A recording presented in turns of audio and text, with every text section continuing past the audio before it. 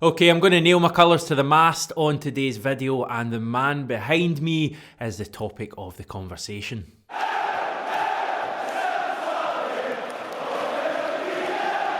Right, Celtic need a new manager, that much is clear. I'm not going to expand on that on today's video because I've done it on pretty much every single video for the last 2 weeks. Instead, I'm going to look to the future and I'm going to touch on Eddie Howe.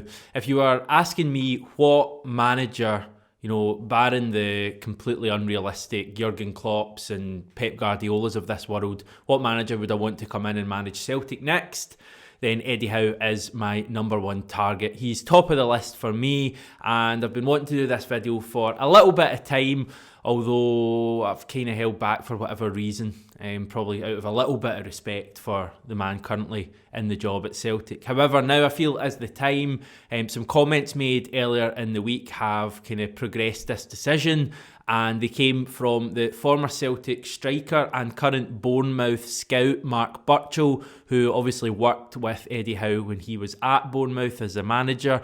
Burchell spoke this week and he said, having the opportunity to go and win trophies, I think that's something that your normal Premier League manager can go 10 or 12 years without winning any trophies. So I think that could be something that would entice him north of the border. Also, I think the chance to play European football is something that would be a carrot for anyone down south who would look at it and say, I never got the opportunity to work or play in Europe and win cups and leagues. I think the Celtic job speaks for itself. If anyone gets offered it, you have to think about it seriously. Right, I know you've probably seen those comments already, or at least heard the fact that Mark Burchell had made them. That's because pretty much every major outlet in Scotland picked up the comments. I think, as is often the case, the headline kind of outweighed the actual quotes from Burchell. Yes, he said that Howe would be interested in Celtic, but to be honest, he hasn't spoken to Howe. It's not as if he has any real intelligence in it other than just his opinions on the size of the club and that kind of thing. But I think they're interesting nonetheless. For me, looking forward, Celtic need to bring Premier League standards back to the club. Premier League standards pretty much walked away when Brendan Rodgers left the club. He brought them to the club with himself, his coaching staff, and the players he signed. And I think those standards and those expectations left when he left. We don't have them at the moment, sadly, across the city at Rangers. We can't deny they brought in Premier League standards when Steven Gerrard came to the club. So I think that's what we need to bring back. And I think Eddie Howe could be the man to do that. He has quite a similar track record to what Brendan Rodgers had before he came to Celtic. I know Howe hasn't managed a club the size of Liverpool, but if you look at the similarities between the Swansea job that Brendan Rodgers did and the Bournemouth job, albeit a few years longer, that Eddie Howe did, the fact that they were both kind of on the scrap heap a little, as Eddie Howe finds himself at the moment, making appearances on Sky Sports, that kind of stuff. Rodgers was certainly in that kind of place when Celtic came in and gave him a lifeline and got him back into management. And I think we could do the same for Eddie Howe, and he could obviously do a lot for us as well. I want to touch on some comments Eddie Howe made on one of those TV appearances that he's been doing a lot of lately. It was actually on Sky Sports' kind of flagship football show, Monday Night Football. He was one of the guests. I think he was alongside Jamie Carragher at the end of November. You may or may not have seen this, but he made some interesting quotes when asked about where he saw his future in management. This is what he had to say. I made my decision for the best interests of Bournemouth and myself. I wanted to be at home and be with my family, to see my kids grow up. I wanted to learn and develop my knowledge and abilities as a manager. Then, if I decide to get back in, if I am lucky enough to get given an opportunity, I will do that. But for me, I do not want to get back in just for the sake of it. It would have to be something that really motivated me.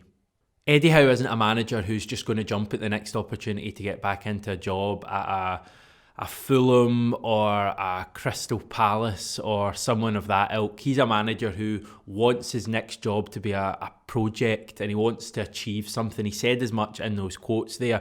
But also, if you just look at his managerial history so far, apart from, I think, a short few months stay at Burnley that didn't really work out, he spent the vast majority, well, all of his managerial career at Bournemouth, and He would have had opportunities to go to better jobs at Bournemouth throughout his time at the club, but he decided to stick with them, and then he left them when he felt he could take them no further and they needed fresh impetus.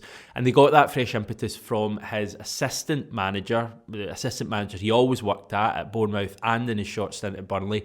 His name's Jason Tindall. He got the permanent Bournemouth job when Howe left, and he's actually really done well for them this season. I think they're currently third in the English Championship, and they're obviously in with a chance of promotion straight back to the Premier League. So that's something that would have to bear in mind, that if we were to get Howe in, which would be amazing, he wouldn't be coming in with the assistant manager he's worked in with for his full managerial career, Jason Tindall, because he's currently managing Bournemouth. So we know how important managerial teams are. We've seen how damaging it can be if you don't have your own man in this season with Neil Lennon, and we saw the rewards when Brendan Rodgers had, Kolo Touré, Chris Davies, Glenn Driscoll, people like that. So that's something that we would have to really weigh up if Howe was to come in, the fact that he would be coming in with a new man by his side.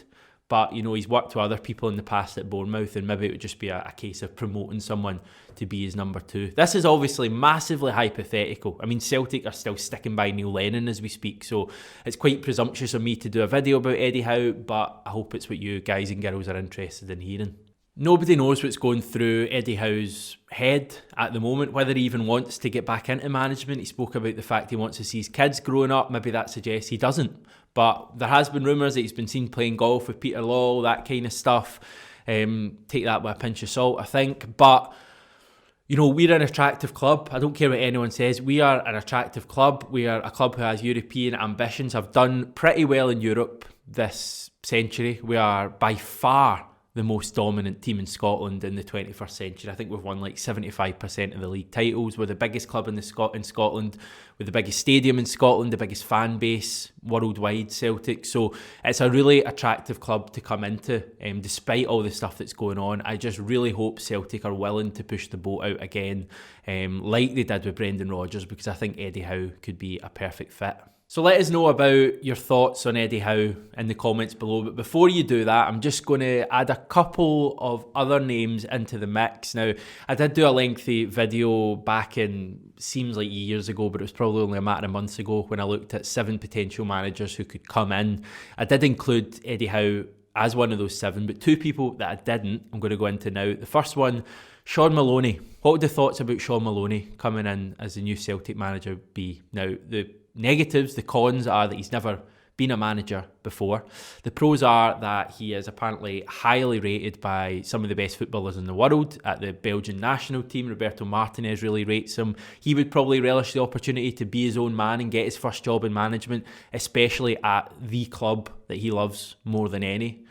So that's one that would certainly appeal to me. He's worked at the club in the past as a coach and obviously as a player as well. I just wonder whether he may be a better number 2 to someone else.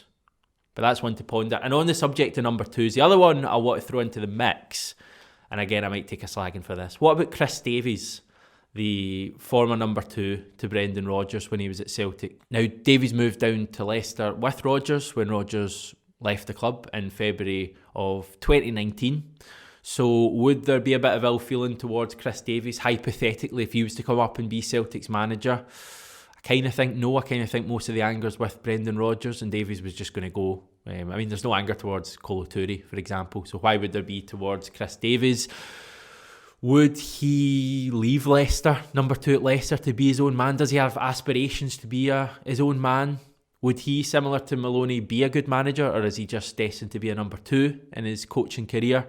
I think it's stuff worth pondering, but the pros in terms of Chris Davies, he knows the league, he knows the club, he knows the demands, he knows a lot of the players, and I kind of feel he might be tempted. So is that one worth pondering as well? Let me know about Maloney, let me know about Davies, and of course, let me know about the main topic of this video, and fingers crossed, the future Celtic manager, Mr. Edward Howe.